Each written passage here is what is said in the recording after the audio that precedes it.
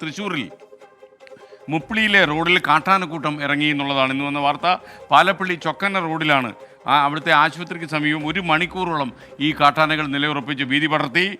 വനപാലകരും തോട്ടം തൊഴിലാളികളും നാട്ടുകാരും എല്ലാം ചേർന്ന് ഒരുപാട് നേരം പരിശ്രമിച്ചിട്ടാണ് ഈ കാട്ടാനകളെ കാട് കയറ്റാൻ തീരുമാനിച്ചത്. ചില പ്രേക്ഷകരൊക്കെ കൃത്യമായി ചോദിക്കുന്നുണ്ട്, നിങ്ങൾക്ക് എപ്പോഴും ഈ കാട്ടാനക്കൂട്ടത്തിൻ്റെ വാർത്തയുള്ളൂ എന്ന്.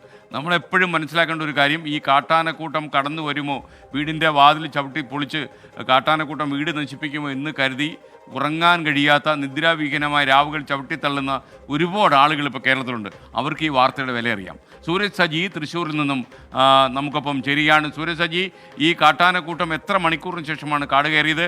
എങ്ങോട്ടാണ് കാട് കയറ്റി വിട്ടത്? വീണ്ടും ഇത് തിരിച്ചു വരും എന്നുള്ള ഭീഷണി എന്തെങ്കിലും നിലവിലുണ്ടോ?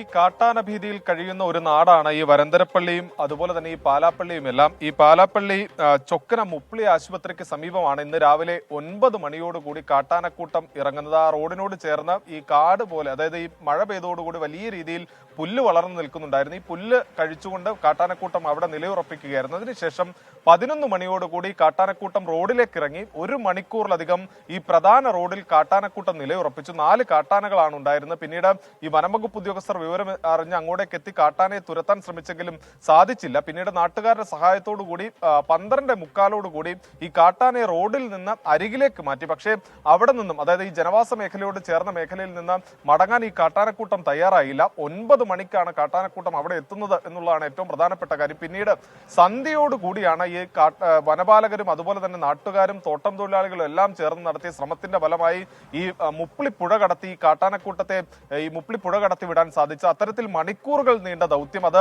വനംവകുപ്പ് ഉദ്യോഗസ്ഥർ മാത്രമല്ല നാട്ടുകാരും തോട്ടം തൊഴിലാളികളും എല്ലാം ചേർന്ന് നടത്തിയ ശ്രമത്തിന്റെ ഫലമായിക്കൊണ്ടാണ് ഇപ്പോൾ ഈ മുപ്പിളിപ്പുഴ കടത്തി ഈ കാട്ടാനക്കൂട്ടത്തെ വിട്ടിട്ടുള്ളത്. എന്തായാലും രാത്രിയോടുകൂടി ഇത് തിരിച്ചു വരാനുള്ള ഒരു സാധ്യതയും വനംവകുപ്പ് ഉദ്യോഗസ്ഥർ തള്ളിക്കളയുന്നില്ല. പ്രത്യേകിച്ച് ഇതൊരു ആനത്താരയാണ് എന്നുള്ളതാണ് പറയുന്നത്. അതാണ് ഇതിന്റെ ഒരു പ്രതിസന്ധി. ഇടക്കാലത്ത് ആനകൾ ഇതിലൂടെ ഒരു സഞ്ചാരപാതയാക്കിക്കൊണ്ട് വരുന്ന ഒരു സാഹചര്യമുണ്ട്. പ്രത്യേകിച്ച് ഈ മഴ കൂടി കനത്തതോടുകൂടി വലിയ രീതിയിൽ ഈ മേഖലയിലെല്ലാം പുല്ല് വളർന്നു നിൽക്കുന്നു. അതുകൊണ്ട് തന്നെ ഈ ഭക്ഷണം തേടി എത്തുന്നതാണ് ഈ കാട്ടാനക്കൂട്ടം എന്നുള്ളതാണ് വനംവകുപ്പ് ഉദ്യോഗസ്ഥർ പറയുന്നത്. എന്തായാലും ആശങ്ക താൽക്കാലികമായി ഒഴിഞ്ഞു. പക്ഷേ ഈ മേഖലയിൽ ഇപ്പോഴും വലിയ രീതിയിൽ കാട്ടാന ഭീതി നിലനിൽക്കുന്ന ഒരിടമായി തന്നെ അവശേഷിക്കുകയാണ്.